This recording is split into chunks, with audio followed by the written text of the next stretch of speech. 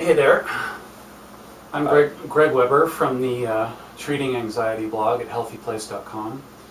Today I'm here with my friend George, and we're going to talk about coping with work anxiety, which is a huge problem for many people with anxiety and panic disorder.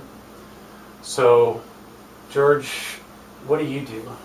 I work as a registered nurse. Okay, that sounds like a pretty high-stress profession. It can be, yes. Yeah. Do you regularly experience anxiety at work? I used to considerably, and that's gone down significantly in the last few years as I've incorporated healthier lifestyle options into my daily routine. Okay, so healthy routine sounds like it's one of the main ways that you deal with work stress, work anxiety. I think it's paramount. What would you consider to be the most stressful or most anxiety producing thing in your profession for you personally? That's hard to say. There are multiple things that go on every shift I work that are stressful for me. I have to interact with physicians, family members, angry, sick people, and coworkers who sometimes aren't necessarily super healthy either. So there's lots of different stress sources coming at me when I'm at work. So there's a lot of opportunities for anxiety. Yes. What are your main coping strategies for work anxiety?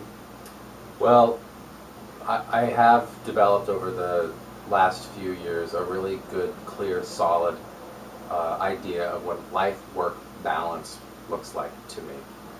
So I take care of myself when I'm not at work in a healthy way, and that's probably the most important thing I do once I leave work, is take care of myself every day.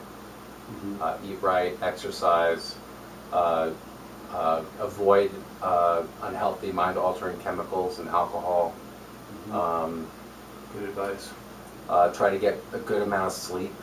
Make sure I don't overbook myself when on my days off with all kinds of things I have to do. Make sure I have enough time to just relax. Gotcha. So that's the first thing, life-work balance. So like good self-care is kind of what I'm hearing. Yeah. Okay. Yeah.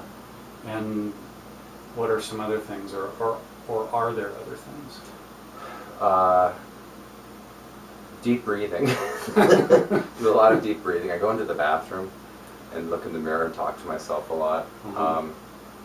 Kind of have this sort of like parental dialogue that goes on. You know, like it's going to be okay, we'll get through this. I've got allies at work I know and trust, and I can, I rely on them sometimes to talk about things that are stressing me out. Keeping things in perspective. And I haven't had a panic attack at work in a really, really long time, but I have had them before, and that's a whole different that's another whole animal. Yeah, that can be very debilitating. It's paralytic, yeah. And but I haven't for a really, really long time, and I think it's just because of a culmination of all of the above that I've been doing lately, in the last few years of my life, all this life-work balance and self-care stuff that's keeping that from coming around. Yeah, the other thing too is transparency. I try to, not always perfectly, but I try to be a person of integrity, and I carry that with me. And when I'm at work, if I show up with that as part of my package, when things don't go my way, or when I'm dealing with a stressful situation, or I'm being called out on the carpet for something, at least I know that I showed up with the intention to do the very best job that I could do. And I'm a human being, and I make mistakes. I'm not perfect, but I know I show up with the intention of doing the best that I can do every day. Well, there's some really good stuff here, George. I appreciate you being with us tonight.